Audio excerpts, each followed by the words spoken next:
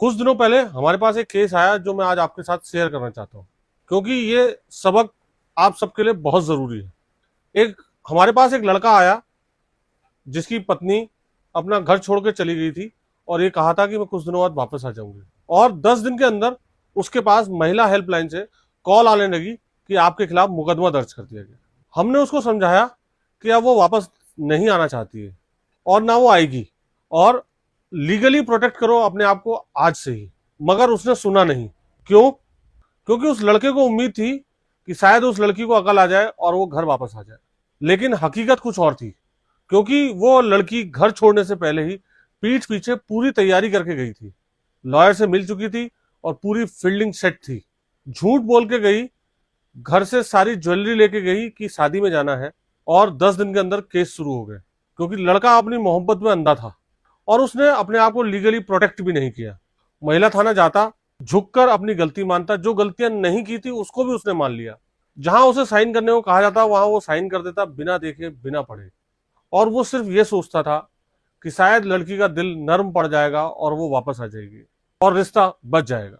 महिला थाने में कई बार उस लड़की के सामने रोया और कहा कि अपना घर मत तोड़ो, और सिर्फ ये मांगता कि जैसे पहले तुम गले लग जाती थी वैसे ही गले लग जाओ। लेकिन वो पत्थर दिल हो चुकी थी, क्योंकि उस लड़की की तरफ से सब कुछ पहले से प्लान था। आज उसका रिजल्ट ये है, और आज आलम यह है कि उस लड़के को दूसरे शहर में जाके कोर्ट के चक्कर लगाने पड़ रहे हैं। और वो अकेला नहीं, उन मुकदमों के चक्कर में उसकी बूढ़ी माँ, बूढ़े पिता, बहन और उसका छोटा भाई सारे फंसे हुए हैं। ये सिर्फ एक कहानी नहीं, ये एक सबक है। जब रिश्ता टूट रहा हो तो दिल से सोचना बंद करना पड़ता है, पर दिमाग से कदम उठाना जरूरी होता है। आप और लोग दिल से सोचते हैं कि शायद रिश्ता ठीक हो जाएगा, लेकिन एक एडवोकेट सिर्फ दिमाग से सोचता है कि आपको और आपके परिवार को कैसे बचाया जा सकता है। मेरा सजेशन है, जब भी ऐसी कोई सिचुएशन आए तो एक एक्सपीरियंस लॉयर से मशवरा लेना जरूरी है। मेरा कहना है, उम्मीद रखिए, लेकिन अपनी सुरक्षा भी जरूरी है, पहले उसे करें।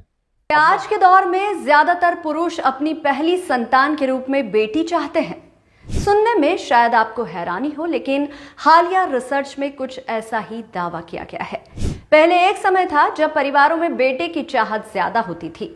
वजह होती थी वंश आगे बढ़ाना, परिवार का नाम और बुढ़ापे का सहारा।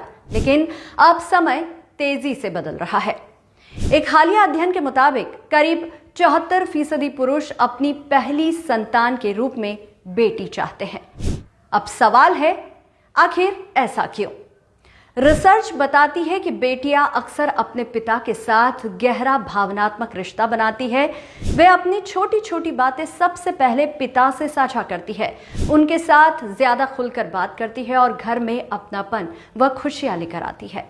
मनोवैज्ञानिकों का भी मानना है कि बेटी के साथ समय बिताने से कई पिता पहले के मुकाबले ज्यादा जिम्मेदार, धैर्यवान और भावनात्मक रूप से मजबूत बनते हैं।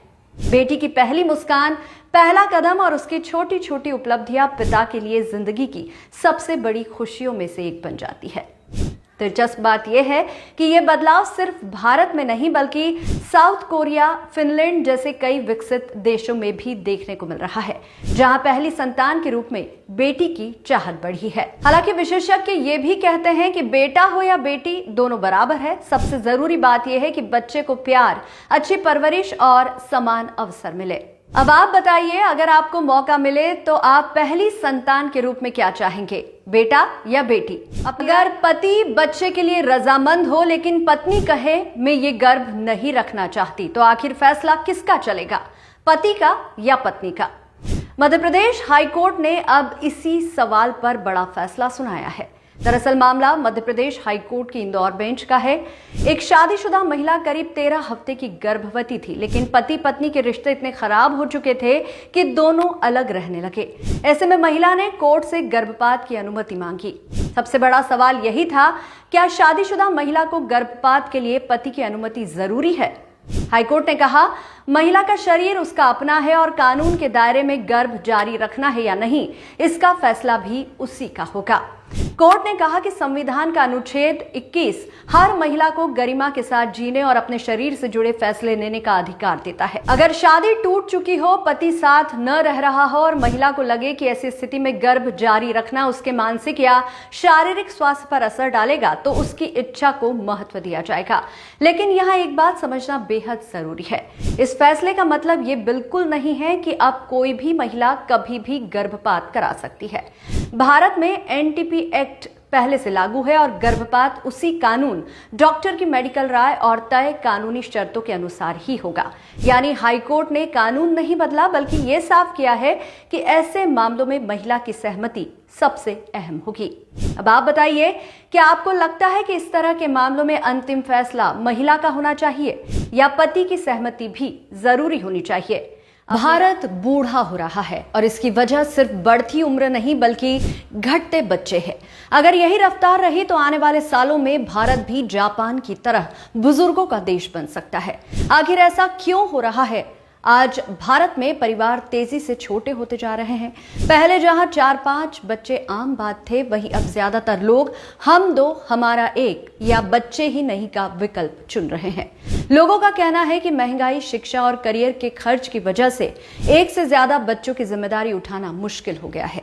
यही वजह है कि विशेषज्ञों के मुताबिक आने वाले वर्षों में भारत की आबादी तेजी से बूढ़ी होती जाएगी। जापान इसका सबसे बड़ा उदाहरण है। वहां जन्म दर लगातार घटती गई और आज हालात यह है कि बुजुर्गों की संख्या युवाओं से कहीं ज्यादा हो चुकी है। इसका असर अर्थव्यवस्था, नौकरी और सामाजिक व्यवस्था पर भी पड़ा। अब सवाल यह है कि क्या भारत भी उसी रास्ते पर बढ़ रहा है? हालांकि भारत में अभी दुनिया की सबसे बड़ी युवा आबादी मौजूद है, लेकिन अगर जन्म दर लगातार घटती रही तो आने वाले दशकों में तस्वीर बदल सकती है। यानी आज लिया गया फैसला आने वाली पीढ़ियों पर सीधा असर डालेगा। आपको क्या लगता है, भारत की घटती जन्म दर चिंता का विषय है या फिर छोटे परिवार ही बेहतर भविष्य की पहचान है?